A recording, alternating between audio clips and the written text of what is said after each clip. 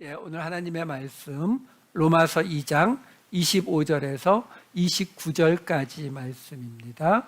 로마서 2장 25절에서 29절까지 말씀 제가 읽어드리도록 하겠습니다. 내가 율법을 행하면 할례가 유익하나 만일 율법을 범하면 내 할례는 무할례가 되느니라. 그런즉 무할례자가 율법의 규례를 지키면 그 무할례를 할례와 같이 여길 것이 아니냐. 또한 본래 무할례자가 율법을 온전히 지키면 율법 조문과 할례를 가지고 율법을 범하는 너를 정죄하지 아니하겠느냐. 무릇 표면적 유대인이 유대인이 아니요 표면적 육신의 할례가 아니니라. 오직 이면적 유대인이 유대인이며 할례는 마음에 할지니 영에 있고 율법 조문에 있지 아니한 것이라. 그 칭찬이 사람에게서가 아니요 다만 하나님에게서니라. 아멘. 지난주에 우리는 유대인 그리스도인들을 향한 사도 바울의 경고를 들었어요. 지금 가장 문제가 뭐예요? 바로 유대인 로마 교회 안에 유대인 그리스도인들과 이방인 그리스도인들 사이의 갈등 때문에 이 모든 이야기가 시작됐거든요. 근데 지금 그 유대인 그리스도인들이 갖고 있는 가장 큰 문제는 뭐였습니까? 지난주에 보았던 2장 20절 잠깐 볼까요? 율법에 있는 지식과 진리의 모본을 가진 자로서 어리석은 자의 교사요 어린아이의 선생이라고 스스로 믿으니. 이 앞에 무슨 이야기들이 있었어요? 하나님을 자랑하고, 그렇죠? 자기가 맹인의 인도자라고 생각하고, 그리고 여기 나오듯이 어리석은 자의 교사 어린아이의 선생이라고 스스로 믿고 있다는 데 문제가 있는 거예요. 여러분, 사실요, 우리는 뭐 살인이나 강도 뭐 이런 범죄에 대해서 우리는 굉장히 민감하게 반응을 하지만 사실 이 모든 이야기는 목적이 뭐라고요? 공동체라 그랬잖아요. 교회 공동체. 로마 교회에 주신 말씀이거든요. 그렇다면 여러분, 공동체가 살인, 강도, 뭐 도둑질, 뭐 간음 이것 때문에 공동체가 깨질 거라고 생각하세요? 여간해서는 잘 안 깨집니다. 왜? 우리가 기본적인 윤리 도덕이 다 있기 때문에 그런 일이 벌어지게 되면은 이건 나쁜 거 이렇게 다 생각하거든요. 그러니까 공동체가 분열되는 일이 생기지는 잘 않아요. 근데 언제 생긴다고요? 이렇게 스스로 선생이라고 스스로 의롭다고 믿는 사람이 생기면 공동체가 깨져요. 왜? 내가 스스로 의롭다라는 얘기가 뭐예요? 내 기준으로 나는 의롭다. 그 얘기는 뭐예요? 내 기준으로 당신보다 내가 의롭다가 되는 거잖아요. 그러니까 비교가 벌어진다고요. 저 사람은 장로가 왜 저래? 저 사람은 목사가 왜 저래? 이게 분열을 가져오거든요. 그래서 지금 이 모든 문제를 지금 사도 바울이 2장 16절에서 뭐라고 이야기했었어요? 곧 나의 복음에 이른 바와 같이 하나님이 예수 그리스도로 말미암아 사람들의 은밀한 것을 심판하시는 그날이야. 너희가 이미 스스로 의롭다라고 믿고 있기 때문에 사도 바울이 그냥 너희 지금 그거 잘못됐어라고 말해도 우리가 흔히 생각하는 것처럼 교리를 알려주면서 자, 이게 은혜의 구원이잖아. 하나님이 이렇게 하랬잖아 라고 말해도 아무 소용이 없어요. 왜? 자기는 잘하고 있다고 믿고 있는데요, 뭐. 그러니까 얘기하는 거예요. 하나님은 그 감춰진 것, 숨겨진 것, 은밀한 것을 심판하시는 분이다. 결국 무슨 얘기예요? 지난주에 설교 제목이 은밀한 유대인 1, 오늘이 2거든요. 은밀한 유대인, 하나님을 만나는 거는 내가 생각하는 내가 하나님을 만나는 게 아니라 내가 숨기고 있었던 내 속사람으로 하나님을 만나게 될 것이다. 그 설명인 거예요. 이 개념을 갖고 계셔야 오늘 이야기를 따라올 수가 있습니다. 자, 이 이야기를 한 사도 바울이 오늘 이야기에서 지금 율법에 대한 이야기를 해놓고는 그 율법을 할례로 끌고 들어오는 거예요. 25절, 26절을 볼게요. 내가 율법을 행하면 할례가 유익하나 만일 율법을 범하면 내 할례는 무할례가 되느니라. 그런즉 무할례자가 율법의 규례를 지키면 그 무할례를 할례와 같이 여길 것이 아니냐. 이렇게 참 그냥 읽으면 착착착착 이해가 되면 참 좋겠는데 말이 좀 그렇죠. 근데 여러분 지금요 율법을 행하면 할례가 유익하다 그래요. 뭐 조금 이해하기 어렵지만 받아줄 수 있어요. 근데 율법을 범하면 할례가 무할례가 돼요? 여러분 할례라고 하는 거는 몸에다가 상처를 낸 거예요. 율법을 범하면 그게 없어져요? 아니잖아요. 마찬가지로 26절도 할례를 안 받은 사람이 율법을 지키면 할례를 받은 거하고 똑같아집니까?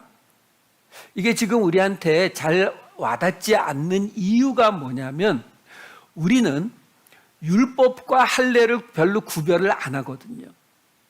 그러니까 유대인들이 지키는 그 율법 안에 그 중에 유대인들이 굉장히 중요시하는 것 중에 하나가 할례, 뭐 이런 정도로 생각한다고요. 근데 지난주에 말씀드렸다시피 여기서 지금 율법이라고 나오고 있는 이 노모스라는 이 단어는 본래 히브리어의 토라라 그랬잖아요.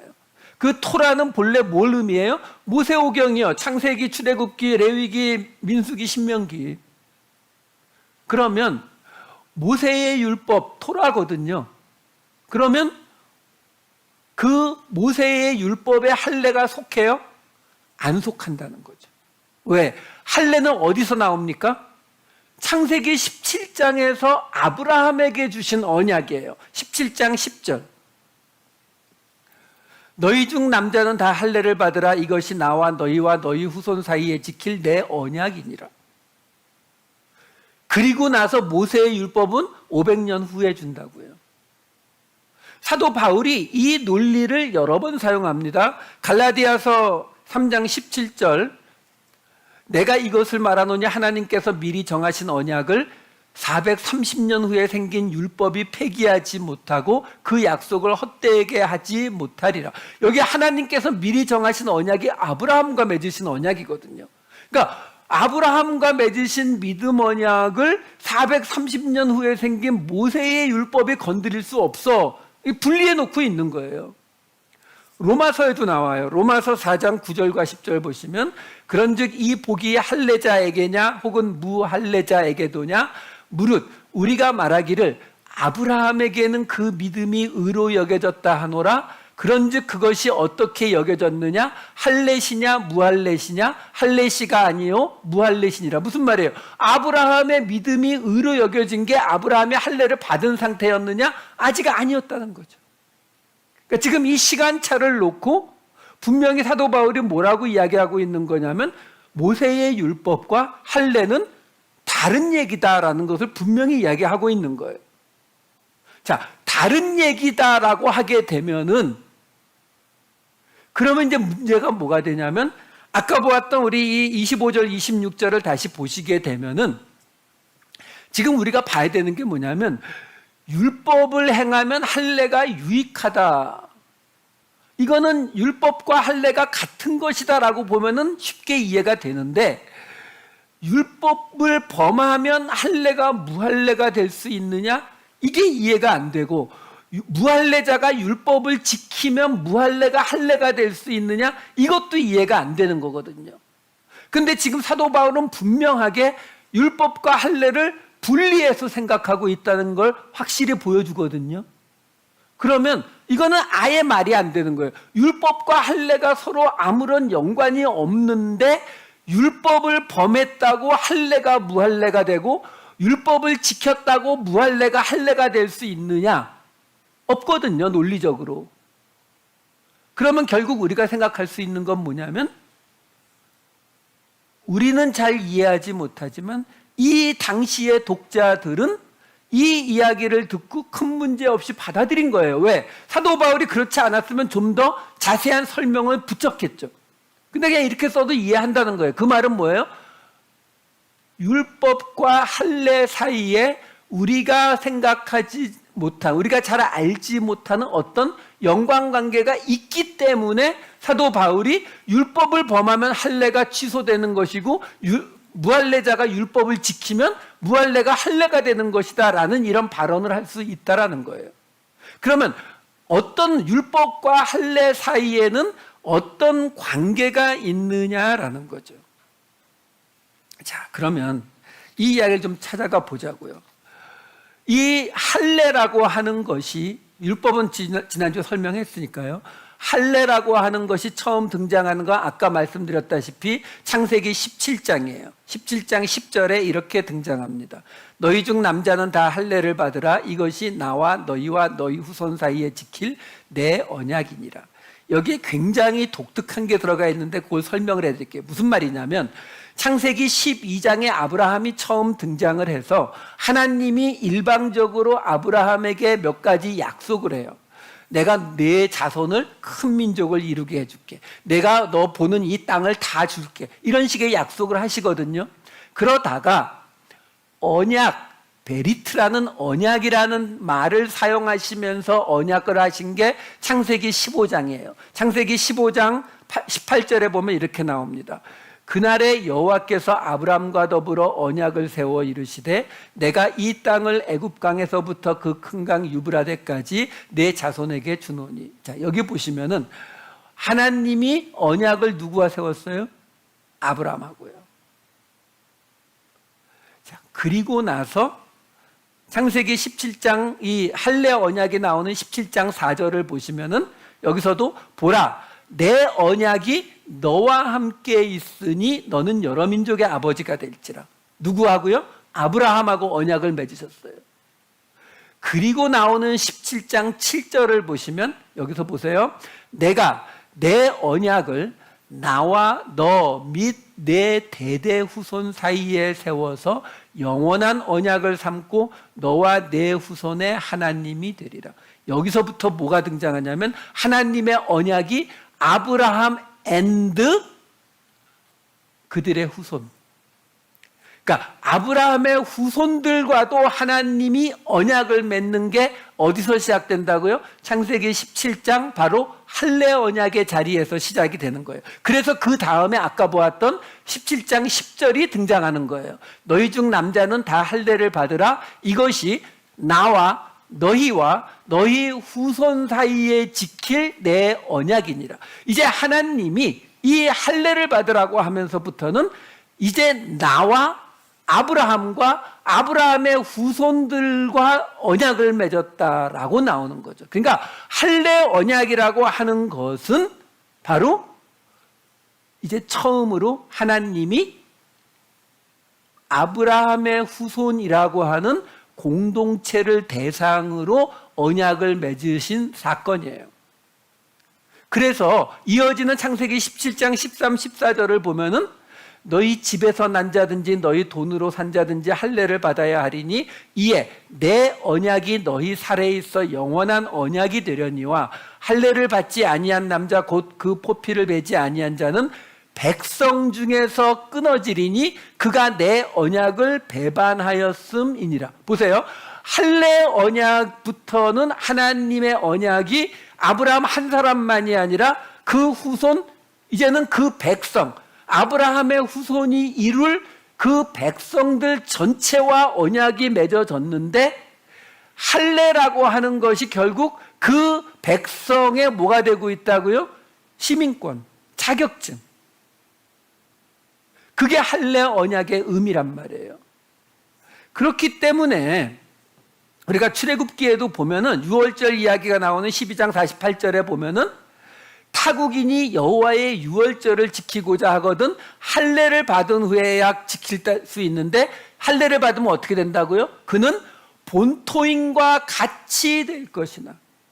그러니까 그 백성이 돼버리는 거예요. 그러니까 할례 언약이라고, 할례, 이 이스라엘 사람들이 가지고 있는 할례의 의미가 뭐냐면 우리는 이 할례 그러면 세례 뭐 비슷하게 이렇게 뭐 손 얹고 뭐 기도하고 뭐 이런 의식 예식으로만 우리는 받아들이지만 이 사람들이 가지고 있는 할례의 개념은 쉽게 말하면 하나님의 백성의 시민권 따는 행위라고요. 그러니까 공동체와의 언약이 처음 체결되는 그 이야기가 할례의 이야기인 거예요. 자, 그럼 다시 오늘 본문 25, 26절로 돌아와 보면은 지금 우리에게 문제가 됐던 게 뭐냐면 율법을 행하면 할례가 유익하고 율법을 범하면 할례가 무할례가 되고 무할례가 율법을 지키면 무할례가 할례와 같이 되는 이 연관성을 우리가 못 찾고 있었던 건데 그 연관성이 뭐라고요? 토라, 율법이 뭐라 그랬어요? 모세오경, 창세기, 출애굽기, 레위기, 민수기, 신명기, 이게 뭐라고요? 언약으로 구원받는 거룩한 말씀의 공동체, 이거라고 했잖아요. 이게 토라라고 했잖아요. 그러니까 율법의 목적이 뭐라고요? 언약으로 구원받는 거룩한 말씀의 공동체. 근데 지금 할례는 뭐라고요? 그 공동체가 공동체의 일원이 되는 자격증. 그러니까 둘이 어디서 만나요? 공동체라고 하는 목적 앞에서 만나는 거라고요. 그러니까 율법을 행하면 할례가 왜 유익해져요? 율법을 행한다는 말이 뭐예요? 결국 그 언약으로 구원받는 거룩한 말씀 공동체를 지켜나가고 있다는 거니까 그러면 시민권 딴 게 유리하죠. 우리가 미국 시민권을 땄는데 미국이 자꾸 망해 나가면 유익해요? 안 해요? 안 하잖아요. 그렇죠? 우리가 미국 시민권 땄는데 미국이 점점 잘 나가면, 그렇죠? 그러면 유익하다는 거예요. 그러니까 율법을 범했다라는 건 뭐예요? 그 공동체에 해가 되게 했다는 거죠. 지금 이 이야기를 받고 있는 로마 교회의 유대인 그리스도인들처럼 그렇게 하면 어떻게 된다고요? 너희가 할례를 받았지만 그 시민권을 받았다는 게 미국 시민권을 받아놓고 미국이라는 나라를 망하도록 뭐 간첩질을 했다.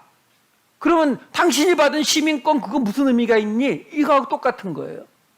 그러니까 근데 어떤 사람은 미국 시민권을 갖고 있지 않은데 무할례자인데 미국 율법의 규례를 지키면 미국이라고 하는 나라가 잘 나갈 수 있도록 많은 공헌을 했다면 그가 시민권이 없지만 시민권자하고 같이 여겨짐을 받는 게 아니냐. 이 설명을 지금 해주고 있는 거예요. 그렇게 이 개념이 들어오시면 이어지는 2장 27절도 쉽게 이해가 되죠. 무할례자가 율법을 온전히 지키면 율법 조문과 할례를 가지고 율법을 범하는 너를 정죄하지 아니하겠느냐.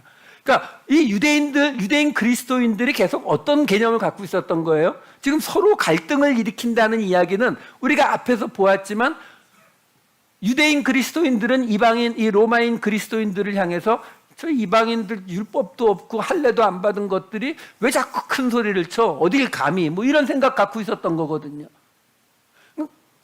이방인 그리스도인들이 이 유대인 그리스도인들한테 당신들도 지금 이 문제가 있잖아. 우리가 앞에서 보았잖아요. 사도 바울이 말하는 그 문제들. 그렇죠? 그 문제들이 있잖아라고 하면은 이 유대인 그리스도인들이 어떻게 말한다고요? 율법도 없는 것들이 어딜 감히 이렇게 생각하고 있었던 거거든요. 근데 그 사람들에게 지금 사도 바울이 뭐라고 말하냐면 저 이방인 그리스도인들이 무할례자가 율법을 온전히 지키면 여기서 율법을 누가 온전히 지킬 수 있어? 이 개념이 아니에요.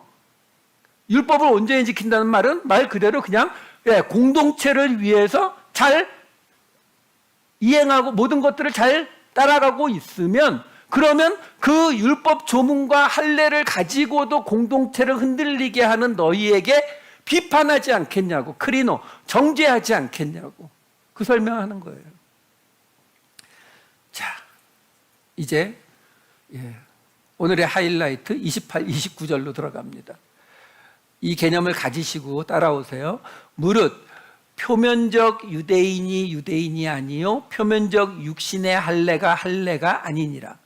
오직 이면적 유대인이며 할례는 마음에 할지니 영에 있고 율법 조문에 있지 아니한 것이라. 그 칭찬이 사람에게서가 아니요 다만 하나님에게서니라. 자, 여기 지금 첫 번째 문제가 표면적 유대인. 여기 표면적이라고 번역이 된 화네로라고 하는 헬라어 단어는 푸오스라고 하는 본래 빛나다라는 동사에서 온 단어예요. 그러니까 무슨 뜻이냐면 밝게 빛나는 것처럼 아주 명백하게 분명하게 보이는 걸 말해요. 그러니까 표면적 유대인이 유대인이 아니다라는 말이 무슨 말이냐면 누구나 봐도 저 사람은 유대인인데 그렇게 명백하게 보여지는 유대인이라고 해서 그게 진짜 유대인인 게 아니고 표면적 육신의 할례, 유대인들은 당연히 할례를 받았으니까 명백하게 할례를 받은 그 육신의 할례가 진짜 할례가 아니다. 그러면 어떤 게 진짜 유대인이고 어떤 게 진짜 할례냐? 오직 이면적 유대인이 유대인이며 할례는 마음에 하는 것이다. 이게 오늘 사도 바울의 결론이에요. 여기 지금 이면적 유대인, 이면적이라고 번역이 된 이 크리프토스라고 하는 헬라어 단어가 하나님이 은밀한 것을 심판하신다 하는 그 은밀한이 이 단어예요.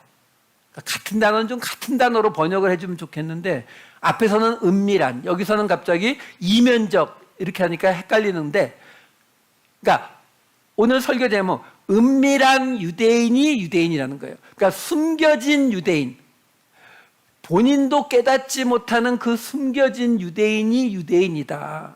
지금 그 유대인 그리스도인들한테 너희가 유대인이라는 거, 율법 갖고 있고 할례 받았다는 거 가지고 지금 크레딧을 엄청 스스로에게 주고 있는데, 그렇게 명백하게 눈에 보이는 유대인, 명백하게 눈에 보이는 할례가 진짜가 아니라 숨겨진 은밀한 유대인이 진짜 유대인이고 할례는 마음에 하는 거야. 여기에요. 할례는 마음에 하는 것이다. 이게 정확히 무슨 뜻이냐라는 거예요. 여러분, 지금 이 로마서 아직 2장 시작 부분이잖아요. 지금 계속 제가 여기에 등장하는 단어들을 이 당시 사람들이 가지고 있는 개념으로 설명을 해드리는 이유가, 그러지 않으면 뒤쪽에 가면은 무슨 얘기하고 있었는지 다 헷갈리거든요. 지금 마음의 할례를 받는다라고 하면은 우리가 대강 감은 잡히잖아요. 아, 마음에 이렇게 좀 깨달음이 있고 뭐 그런 개념이잖아요. 그렇죠? 좀 자세하게 설명을 해드릴게요. 25절, 26절을 다시 한 번만 보여주세요. 여기 보시면 내가 율법을 행하면 할례가 유익하나 만일 율법을 범하면 내 할례가 무할례가 된다. 그러니까 지금 할례라는 단어가 나오고 무할례라는 단어가 나와요. 우리가 그동안 그 헬라어 많이 등장을 했지만 대부분의 단어는 대부분 이런 경우 어떻게 나와요? 할례라는 단어가 있고 앞에 우리말처럼 무가 붙으면은 무할례가 되는 거잖아요. 그렇죠? 근데 여기서 지금 할례라고 번역이 된 페리토메라고 하는 단어는 자르다의 뜻이에요. 자르다, 베어버리다. 그래서 할례라는 뜻이에요. 그 용도 말고는 다른 뜻이 아예 없어요. 여기서 무할례라고 번역이 된 단어는 아크레비스타이라고 하는 단어예요. 아크로비스타이. 전혀 다른 단어예요. 근데 이 단어는 어떤 뜻이냐면은 포피, 겉껍질을 뜻하는 단어예요. 그 뜻 말고는 아무 뜻도 없어요. 그러니까 이 언어를 볼 때에요, 이렇게 지금 이 할례라고 하는 것이 굉장히 중요한 이슈잖아요. 구약이든 신약이든. 근데 이렇게 중요한 이슈에 해당되는 단어가 다른 뜻이 아예 없는 거예요. 그냥 이 페리토메라는 단어는 자르다, 그래서 할례, 할례하다. 그리고 이 아크로비스타이라고 하는 단어는 포피, 겉껍질. 그러니까 자르지 않았으니까 껍질이 그냥 남아있는 그거. 그래서 이건 할례 받지 않다, 무할례. 이 의미밖에 없어요. 다른 용도로 아예 사용이 되질 않습니다. 이렇게 다른 용도로 사용되지 않고 본래 있던 단어는 어떤 식이에요? 아까 나왔던 것처럼 본래 빛나다, 빛이 나다라는 단어에서 와가지고 밝으니까 명백하다, 분명하다, 그래서 잘 보이다, 이렇게 뜻이 언어가 자라나가거든요. 그 언어의 의미가. 근데 이 두 단어는 다른 의미가 전혀 없이 딱 요 두 가지 의미만 갖고 있어요. 각각 한 가지씩. 이게 왜 중요하냐면 이런 단어들은 우리가 쉽게 뭘 알 수 있냐면, 이 단어는 이 문화 속에서 자라온 단어가 아니라 외국에서 들어온 어떤 개념을 위해서 만들어진 단어라는 거예요. 그럼 어떤 개념? 히브리어에서 온 거죠, 그대로. 당연한 이야기예요. 구약에서 온 히브리어적인 어떤 것을 번역하기 위해서 만들어진 단어거든요.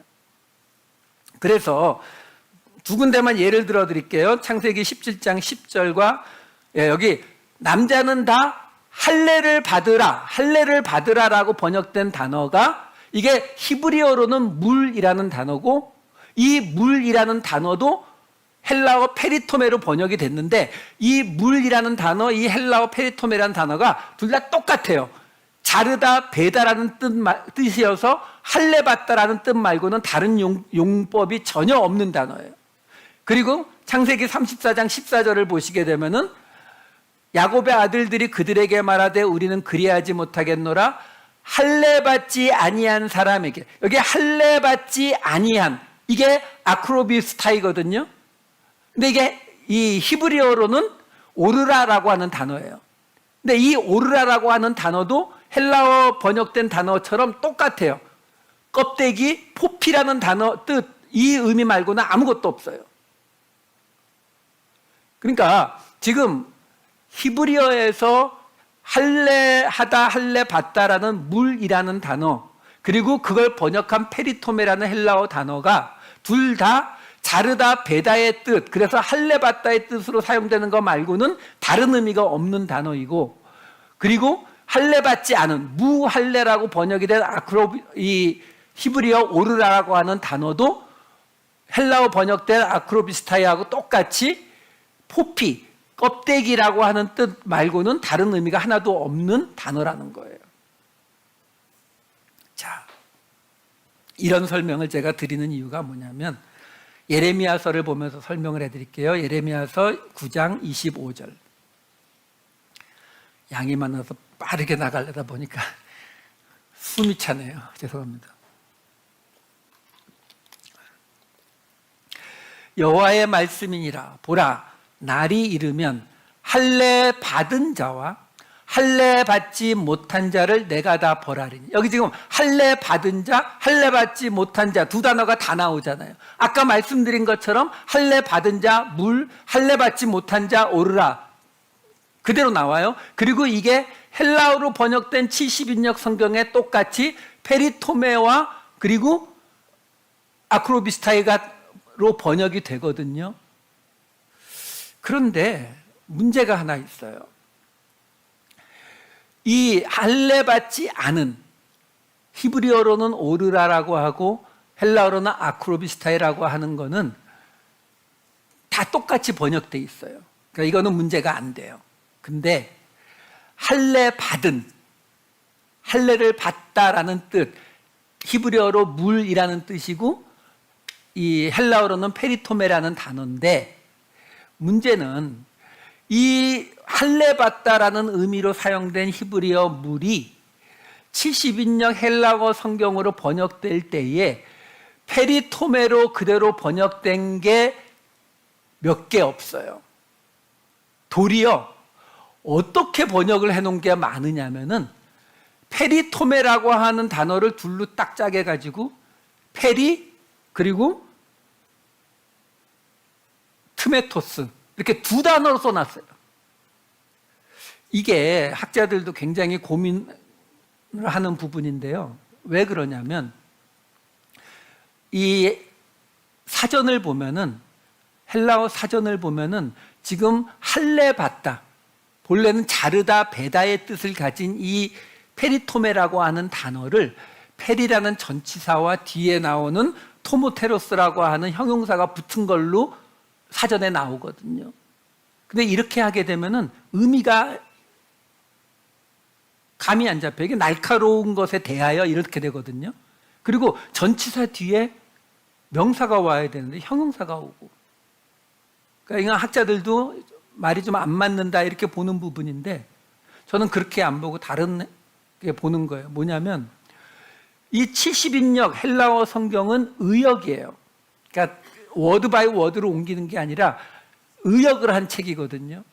근데 이 책에 할례하다, 할례받다의 의미가 되는 히브리어 물이라는 단어를 두 단어로, 페리 그리고 트메토스라는 두 단어로 번역해 놓은 곳이 훨씬 많아요. 그러면 문제는 이 뒤에 트메토스라는 단어는요, 히브리어의 이 물이라는 단어하고 뜻이 똑같아요. 자르다, 베다의 뜻이에요. 그러니까 이건 똑같이 그대로 맞아요. 그럼 차라리 페리라는 단어를 없애버렸으면 그러면 해석하는데 문제가 없죠. 근데 이 페리라는 단어가 앞에 있어가지고 얘를 뭘로 볼 것인가가 합의가 안 나오는 거예요.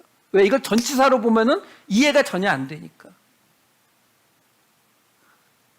이 페리, 이 의역이기 때문에 저는 이 페리가 히브리어에 나오는 어떤 단어의 음역이라고 봐요. 그냥 그 소리만 가져온 창세기 16장 12절 말씀이에요.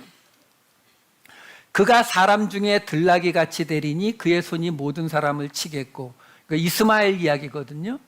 여기 나오는 들나귀라고 번역이 된 단어가 히브리어로 페레예요.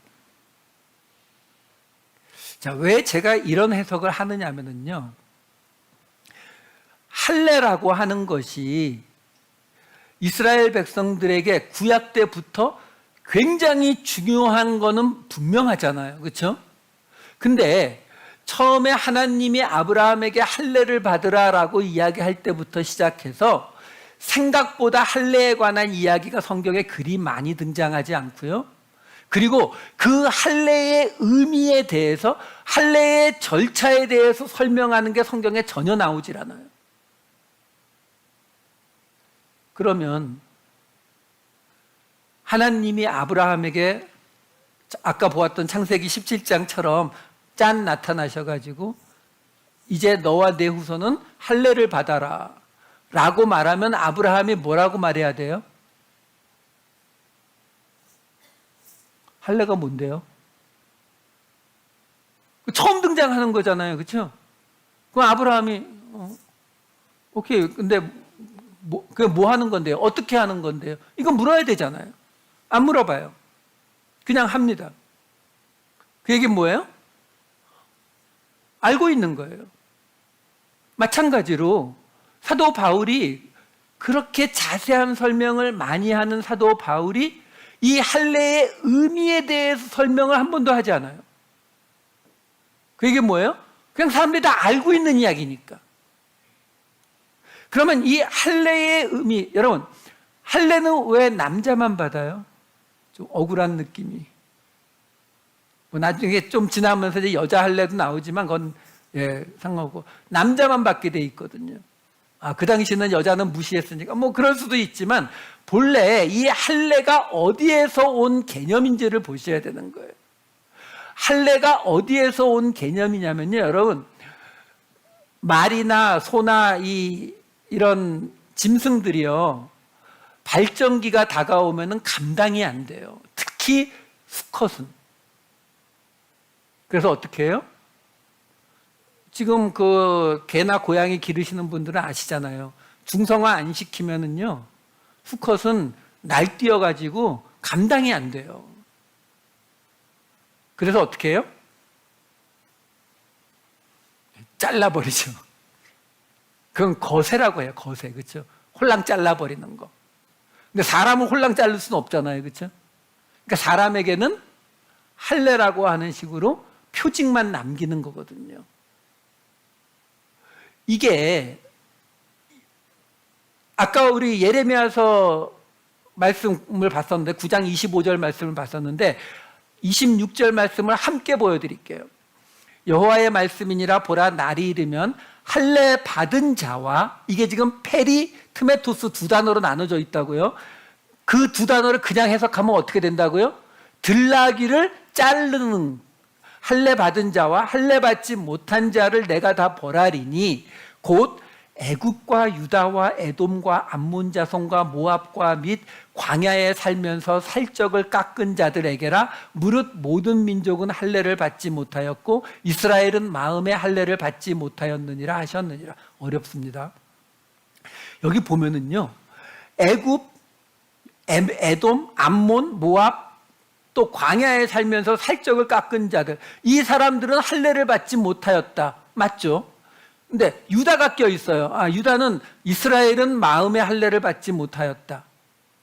근데 원어로는 이런 번역이 아닌데 이게 말이 지금 안 되니까 이렇게 맞춰준 거예요, 지금. 무슨 말이냐면요.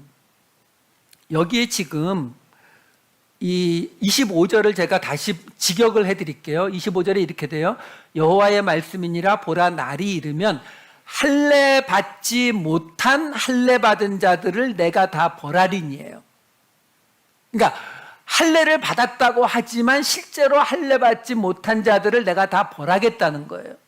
그러면서 애굽과 유다와 에돔과 암몬과 모압과 광야에 있는 모든 사람들, 근데 그 중에 유다를 이스라엘을 제외한 나머지는 아예 할례를 받은 게 아니고, 그리고 이스라엘은 받았지만 마음의 할례를 받지 못했다, 이 설명을 하고 있는 거거든요.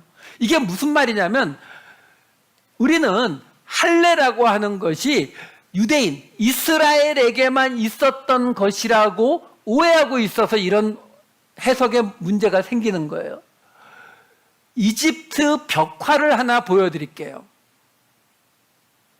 이게 모세보다 1000년 전에 만들어진 벽화입니다. BC 2400년경이에요. 할례하는 장면이에요. 네, 그만 보여주세요. 민망한데. 자, 무슨 말이냐면요. 그 당시 이집트 문화권에는 할례가 있었고요. 메소포타미아 문화권에는 할례가 없었어요. 아브라함이 가서 살았던 가나안 지방은 메소포타미아 문화권에 속해서 할례가 없었던 곳이라고요. 그랬기 때문에 지금 여기 나온 이집트와 에돔과 암몬과 모압 그리고 광야는 바로 현재 이스라엘의 동쪽과 동남쪽 이집트까지거든요. 그러니까 여기는 할례가 있었단 말이에요. 단지 그 할례가 어떤 할례냐면 어른이 된 남자에게 학자들은 성인식으로 했을 것이라고 봐요. 아까 그 벽화에 보시면은 어른이 받는 할례인 거예요. 그러니까 이 예레미야서에서 무슨 말을 하는 거냐면 이집트도 에돔도 모압도 암몬도 그리고 유다까지 다 할례 받은 거 아는데, 근데 쟤네들이 받은 할례는 하나님이 말하는 할례가 아예 아니고, 그리고 유다, 이스라엘은 할례를 받았지만 마음의 할례를 받지 못한 거야. 이 설명을 지금 해준 거예요. 여기 26절에 보면 살적을 깎은 자들에게라 이렇게 나오고, 영어 성경을 보면 다 뭐라고 나냐면 cutting the hair라고 나와요. 머리를 잘랐다 또는 어디는 이 수염을 잘랐다 이렇게 번역을 해놓고 있는데, 원어로 보면 그런 뜻이 아니고 이것도 자르다와 끄트머리라는 뜻이에요. 두 단어예요. 그러니까 이것도 이 살적을 깎았다라고 아직 뭐 한국말인지 저도 잘 모르는 단어로 번역을 해놓았는데, 이것도 그 광야에 있는 사람들이 자기들 나름의 방식으로 그 이집트에서 배워온 그 할례를 행하고 있는 그것까지 포함해서 하나님이 말씀하시는 거예요. 쟤네들이 지금 하고 있는 그 할례는 내가 명한 할례가 아니라고요. 가장 큰 차이가 뭐예요? 이집트인들이 행하던 할례는 어른에게 행하는 할례고, 하나님이 아브라함에게 약속하신 언약의 할례는 뭐예요? 난지 8일째에 행하는 할례라고요. 그러니까 이집트에서 가지고 있었던 그들의 그 문화 속에 있던 어떤 할례라고 하는 한 가지 방식을 하나님이 가져와서 그것을 하나님 방식으로 바꿔놓은 것이 창세기 17장의 할례 언약의 방식이란 말이에요. 그래서 8일째 할례를 받게 하는 거예요. 왜 8일째예요? 이걸 예수님이 부활하신 게 8일째니까 이렇게 대답하시면 안 돼요. 거꾸로잖아요. 이거는 지금 이게 2000년 전인데 2000년 후의 거를 증거로 대시면 안 되고,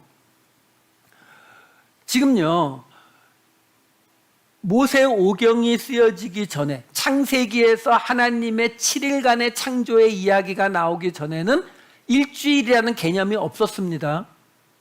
이게 나오고 나서 7일 단위로 시간을 세기 시작한 거잖아요. 그렇죠? 그러면 그 7일, 일주일이 지난 그 다음 날이 8번째 날이잖아요.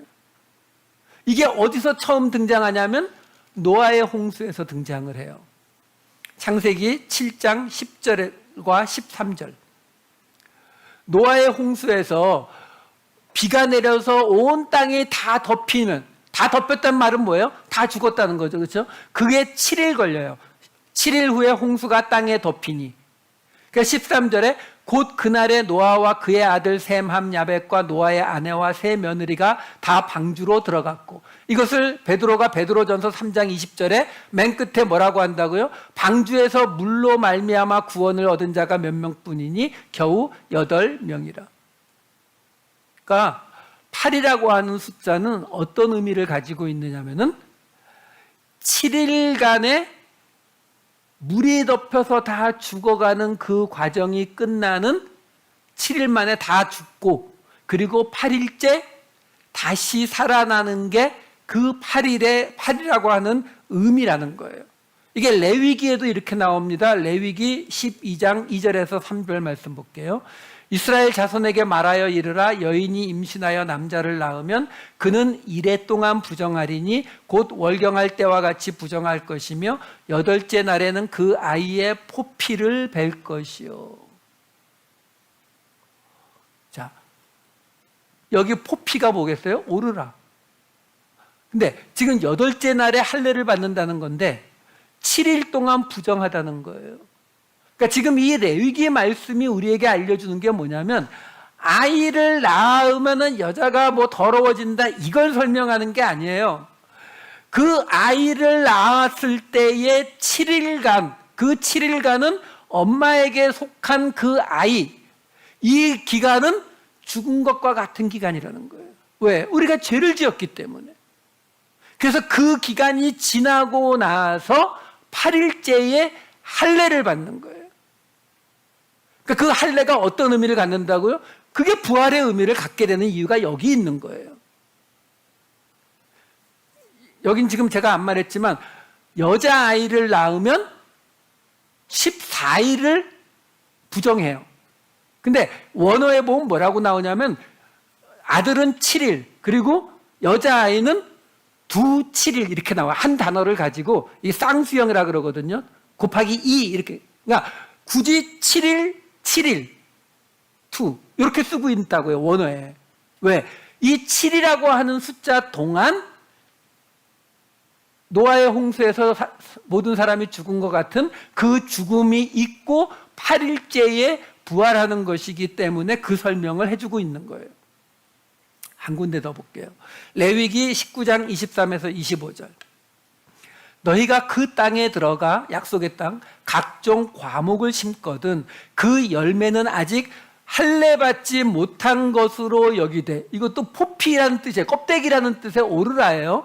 곧 3년 동안 너희는 그것을 할례 받지 못한 것으로 여겨 먹지 말 것이요, 넷째 해에는 그 모든 과실이 거룩하니 여호와께 드려 찬송할 것이며 5째 해에는 그 열매를 먹을지니 그리하면 너희에게 그 소산이 풍성하리라. 나는 너희의 하나님 여호와이니라. 여기서 보시면은요, 약속의 땅에 들어가서 과일나무를 심는데 3년 동안은 먹지 말래요. 이유가 할례를 받지 않아서 그렇대. 나무가 굉장히 이해하기 어렵잖아요. 근데 4년째에는 하나님께 드리는 거고, 5번째, 5년째에는 이제 그때부터는 내가 먹을 수 있어요. 자, 이게 뭘 의미하냐면요, 본래 우리가 지금 본 거는 7일 동안 그 죽음을 경험하고 8일째에 부활하는 모습이었잖아요. 그렇죠? 그러면 지금 이걸 그대로 적용하면 어떻게 돼요? 7일째 되는 날은 하나님, 거룩하니까 하나님께 드리는 거라고 했잖아요. 그렇죠? 안식일, 그렇죠? 7일째 되는 날. 그리고 8일째가 이제 그때부터는 5째 해니까 먹을 수 있는 거죠. 단지 뭐만 달라요? 요 앞에 6일이 있어야 되는데, 6년이 있어야 되는데 반만 말하고 있죠. 3년만. 왜요? 이 6년을 줄여주시더라고요. 3년으로. 왜 이거 줄여주죠? 과일나무 심고 합계 7년 동안 먹지 말라고 하면 심을까요? 뭐 그런 것도 있겠지만 지금 7년을 요거는 지금 네 번째 해, 하나님께 드리는 네 번째 해가 되고 있고 6을 반으로 줄였잖아요. 요게 어디 나오느냐 하면 다니엘서에 나와요. 다니엘서 12장 7절과 7장 25절. 내가 들은즉 그 세마포 옷을 입고 강물 위쪽에 있는 자가 자기의 좌우 손을 들어 하늘을 향하여 영원히 살아계시는 이를 가리켜 맹세하여 이르되 반드시 한때, 두때, 그리고 반때를 지나 성도의 권세가 다 깨지기까지이니 그렇게 되면 이 모든 일이 다 끝나리라 하더라. 7장 25절. 그가 장차 지극히 높으신 이를 말로 대적하며 또 지극히 높으신 이의 성도를 괴롭게 할 것이며 그가 또 때와 법을 고치고자 할 것이며 성도들은 그의 손에 붙임바되어 한 때와 두 때와 반 때를 지내리라. 지금요, 뭘 보셔야 되냐면 12장 7절에서 그 한 때, 두 때, 반 때가 어떤 때예요? 성도의 권세가 다 깨지는 기간이에요. 7장 25절에서 한 때와 두 때와 반 때가 뭐예요? 성도들이 그의 손에 붙임바되어 있는 기간이에요. 계시록에도 나옵니다. 계시록 11장 2절과 3절. 성전 바깥마당은 측량하지 말고 그냥 두라. 이것은 이방인에게 주었은즉 그들이 거룩한 성을 42달 동안 짓밟으리라. 42달이 어느 기간이에요? 3년 반이요. 그러니까 3년 반, 한 때, 두 때, 반 때가 어떤 기간이라고요? 거룩한 성이 짓밟히는 기간. 그래서 내가 나의 두 증인에게 권세를 주리니 그들이 굵은 베옷을 입고 1260일, 42달, 한 때, 두 때, 반 때 동안 예언하리라. 계시록 13장 5절. 또 짐승이 과장되고 신성모독을 말하는 입을 받고 또 42달 동안 일할 권세를 받으니라. 42달, 한 때, 두 때, 반 때 동안 짐승이 말할 권세를 받았다고요. 그리고 계시록 12장 14절. 그 여자가 큰 독수리의 두 날개를 받아 광야 자기 곳으로 날아가 거기서 그 뱀의 낯을 피하여 한 때와 두 때와 반 때를 양육받으매. 그러니까 무슨 말이냐면 왜 지금 과일나무를 통해서 하나님이 이 말씀을 하시냐면 지금 첫 7일이 어떤 개념이라고요? 성도가 악한 세력에게 붙여지는 기간, 이 거룩한 성의 권세가 무너지는 기간, 이 땅에서 악한 세력이 활동하는 기간, 우리는 죽어나는 기간, 노아의 홍수가 이 땅을 다 덮어서 죽이는 기간이 이 7일이라고요. 그 7일 중에서 이 마지막 날은 안식일 하나님께 드리는 거룩한 날이고 그럼 나머지 6일이 우리가 견뎌내야 하는 기간인데 이 기간을 하나님이 반으로 줄여주신 게 한 때, 두 때, 반 때라고요. 1260일, 42달이요. 자, 그러면 우리가 이 케이스를 확실히 알 수 있는 게 어디 있어요? 바로 여호수아서에 나오는 여리고성 사건이잖아요. 여러분, 여리고성 사건 때 7일 동안 7바퀴를 돌잖아요. 그렇죠? 7일 동안 매일 한 바퀴씩 돌고 7번째 날에는 또 7바퀴를 도니까 여리고성이 7일째 날에 무너졌어요? 그 다음 날 8일째에 넘어졌어요? 갑자기 이렇게 물으니까 아리송하시죠? 7일째에 무너졌어요. 7일째에 무너졌기 때문에 그 여리고성에서 갖는 전리품은 누구의 것이다? 하나님의 것. 아까 나왔잖아요. 넷째 해는 거룩하니까 하나님께 다 드리는 거라고요.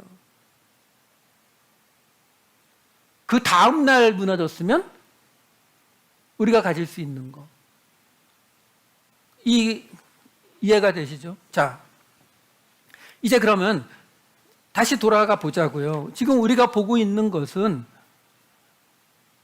마음의 할례를 받아야 된다는데 그 할례가 어떤 의미라고요? 죽었다가 다시 살아나는 그 8일째, 그렇죠? 그 바로 직전에는 하나님의 거룩한 날이 있고요. 이게 신약성경 다른 곳에서도 나오죠. 바로 세례로 나와요. 히브리서 10장 2절과 베드로전서 3장 21절 보시면은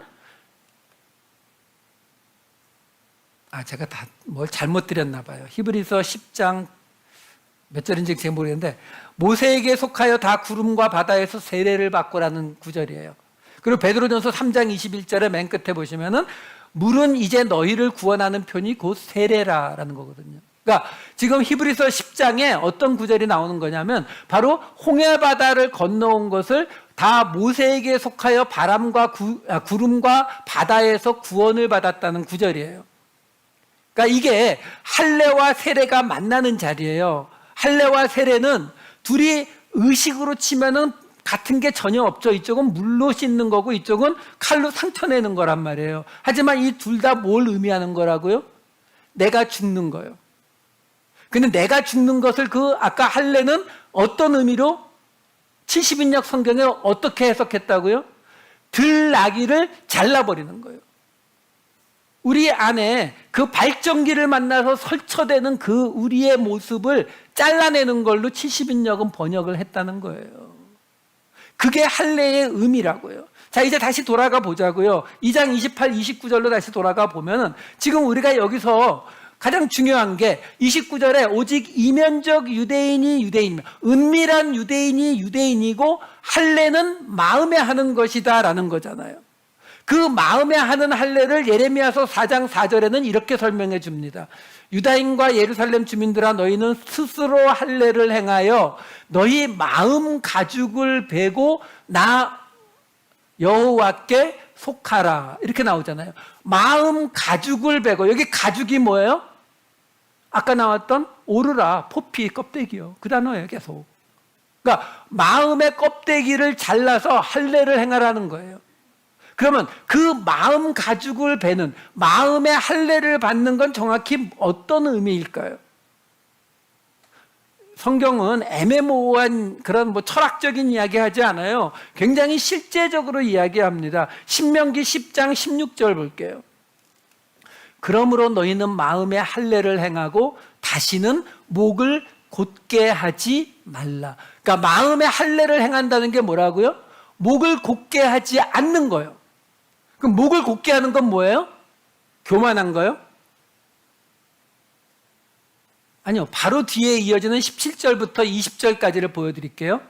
너희의 하나님 여호와는 신 가운데 신이시며 주 가운데 주시어 크고 능하시며 두려우신 하나님이라 사람을 외모로 보지 아니하시며 뇌물을 받지 아니하시고 고아와 과부를 위하여 정의를 행하시며 나그네를 사랑하여 그에게 떡과 옷을 주시나니 너희는 나그네를 사랑하라. 전에 너희도 애굽 땅에서 나그네 되었음이니라. 내 하나님 여호와를 경외하여 그를 섬기고 그에게 의지하고 그의 이름으로 맹세하라.